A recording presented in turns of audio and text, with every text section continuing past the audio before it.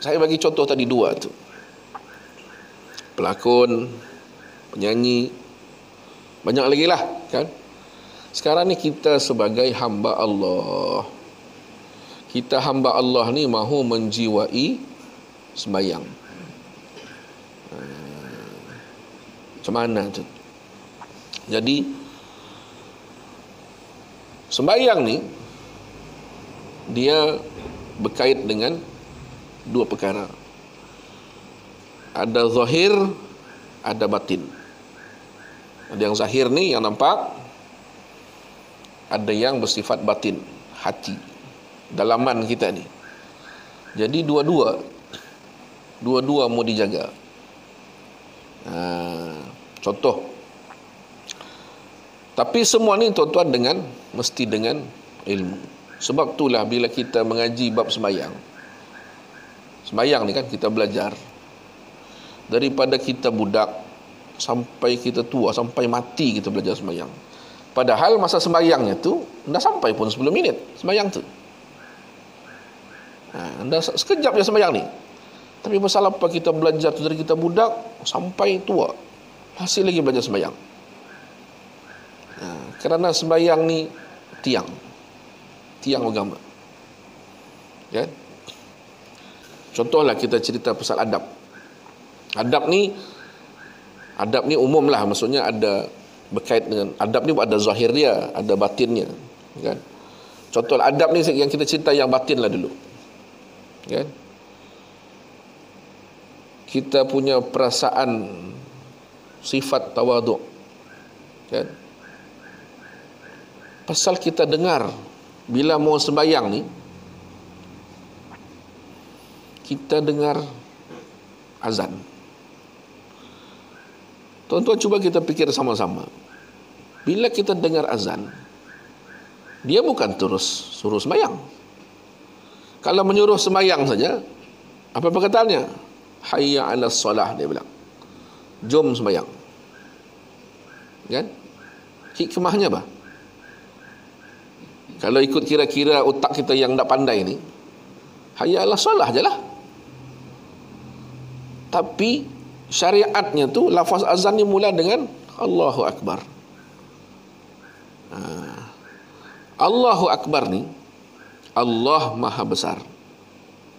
Mau bagi tahu bahawa semua urusan hidupmu adalah kecil semua. Allah tu lah besar. Urusan lain kecil, damit semua ni. Tengah tengok TV tu damit. Allah Maha Besar. Tengah berniaga ni damit saja ni. Allah Maha Besar. Tengah mesyuarat ni damit saja ni. Allah Maha Besar. Itu maksudnya. Semua urusan kita di dunia ni kecil semua. Betul. Urusanmu ni, kau sibuk itu, kau sibuk berniaga, kau sibuk berkabun, kau sibuk apa semua. Allah tu yang Maha Besar. Allah lebih besar. Kalau satu bab belajar bahasa Arab, kan, ada dipanggil isim tafdil, kan, isim tafdil dipanggil lebih, artinya lebih. Isim tafdil macam dia bilang, maksudnya lebih, kan. Perkataan akbar tu asalnya lebih besar, itu asal maksud dia. Asghar lebih kecil. Afdal, kita bilang, ini mana afdal lah, kita bilang afdal. Apa arti afdal? Lebih baik, lebih utama. Ahsan, lebih baik, itu maksudnya. Ada perkataan lain, macam nama saya lah, akmal, lebih sempurna, itu maksudnya. Asal perkataan tu.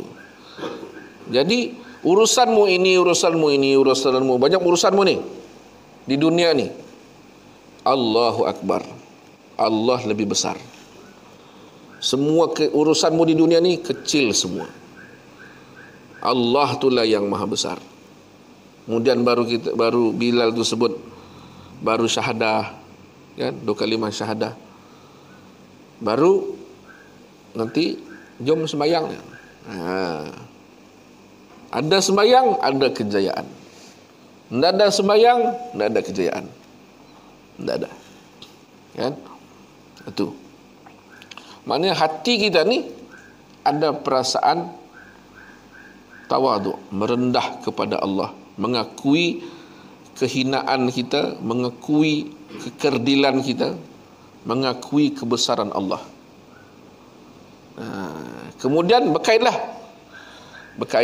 bahawa kita mau menghadap Allah ni mau yang terbaik, yang bagus. Jadi kita punya wuduk pun wuduk yang bagus. Kan? Dulu ada kita buat di masjid negeri tahsin solat. Masa tu saya bertugas di masjid negeri yang bagi kursus Ustaz Mukhlis. Ada peserta ni, jemaah masjid, dia tanya, macam mana Ustaz mau khusyuk dalam solat? Dia bukan cerita hukum je ni. Dia bilang, kalau kita berwuduk, dia bilang wuduk kita ni dari paip tu paip curi, dia bilang. Potong dari paip orang lain, lepas tu itulah kita berkaut situ. Macam mana dia bilang? Payah jawab tu. Kan? Curi paip orang. Tu. Tapi kalau orang yang mau memikirkan tentang kesempurnaan sembahyang, bukan sembahyang tu saja dulu, bukan sembahyang terus. Daripada pakaiannya ni, pakaian yang halal ke tak? Pakaian yang dibawa sembahyang ni. Kan? Sejadah dia sejadah yang halal ke tak? Sejadah tipu, curi kah sejadah ni? Pakaian ni curi kah? Kan? Sampai ke sana, sampai air wuduk tu. Air wuduk ni, paip ni, betul ke cara dia pasang paip tu? Sampai ke sana dia cari. Kan? Makanan yang masuk dalam tubuh dia halal kah? Sehingga memberi kesan kepada khusyuknya sembahyang. Jauh perjalanannya tu. Kan? Ini tuan-tuan mau sebutkannya, yang kadang-kadang kita mau cerita kita pun malu. Pasal Allah Ta'ala mengetahui bahawa yang tukang ceramah ni pun 2 kali 5 juga. Bukannya khusyuk betul. Dia bilang, mau belajar apa Ustaz? Kanak-kanak kita sudah belajar sembahyang, Pak. Masa kanak-kanak itu sembahyang cara kanak-kanak. Kita sudah jadi bapa kanak-kanak ni, bapa budak sudah. Jadi belajar sembahyang untuk orang dewasa punya. Tuan-tuan jawab dalam hati. Bila last tuan-tuan dicek Fatihahnya? Bila tuan-tuan last minta cek Fatihah? Lurus ke tak Fatihah selama ni? Kan? Tuan-tuan tahu dalam Fatihah ada 14 sabdu. Semua sabdu tu wajib dijaga. Bukan kasi takut ni. Pasal kadang-kadang ada yang merasa, sudah kanak-kanak belajar sembahyang, dah kan belajar lagi. Tapi tak pernah test dulu time kanak-kanak, Ustaz kasih lepas saja.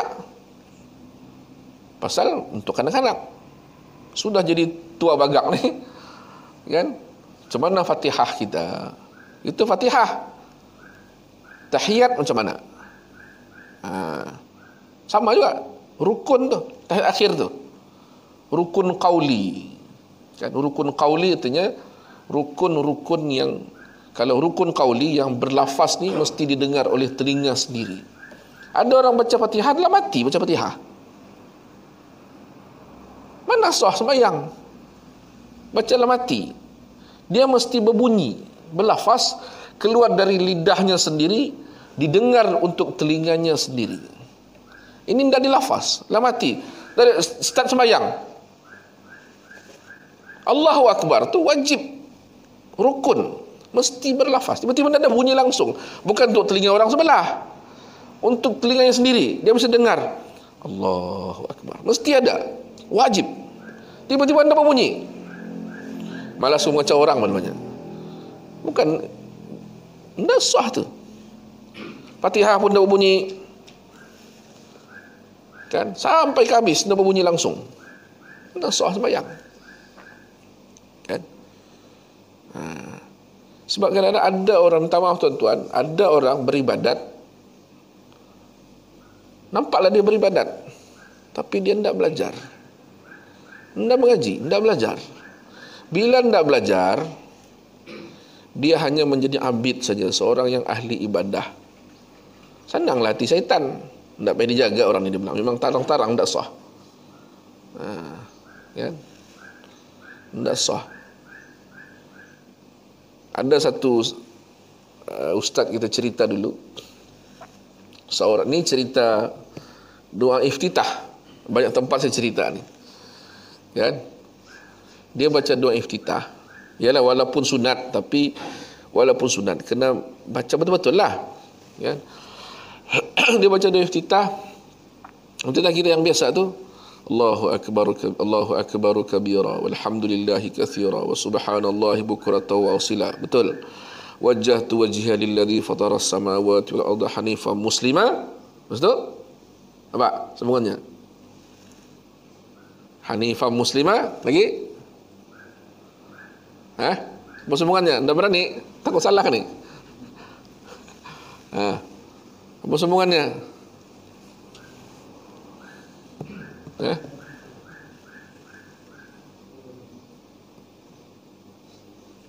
Wajjahtu wajhiya lilladzi fatara as-samawati wal arda hanifan muslima wama kedapatan sudah. Okey, kita sambung terus. Inna salati wa nusuki wa mahyaya wa mamati lillahi rabbil alamin la syarika lahu wa bidzalika umirtu.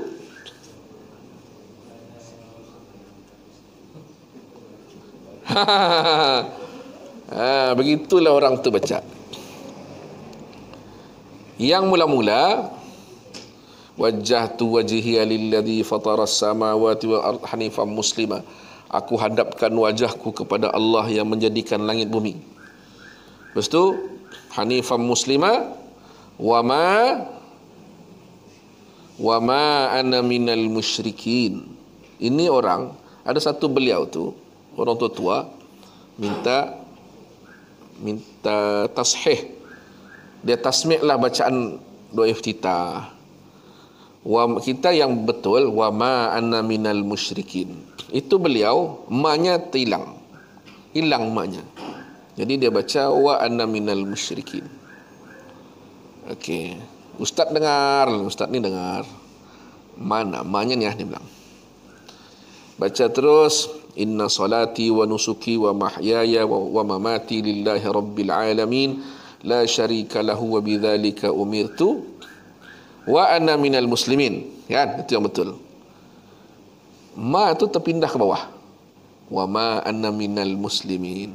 Lepas tu beliau tu tanyalah, macam mana ustaz? Dia bilang ada salah sikit, dia bilang. Kita punya ma tu patutnya di sini, terpindah ke bawah. Tergerak hatinya, ustaz apa artinya tu? Yang aku baca tu, tidak pernah tahu. Orang tua, umur 60-an. Dia bilang, ustaz cerita, dia ceritalah, tapi yang kita punya fokus tadi tu, kita baca sepatutnya wa ma ana minal musyrikin. Maksudnya, dan bukanlah aku termasuk orang-orang yang syirik. Bahasa mudahnya, aku bukan orang yang syirik.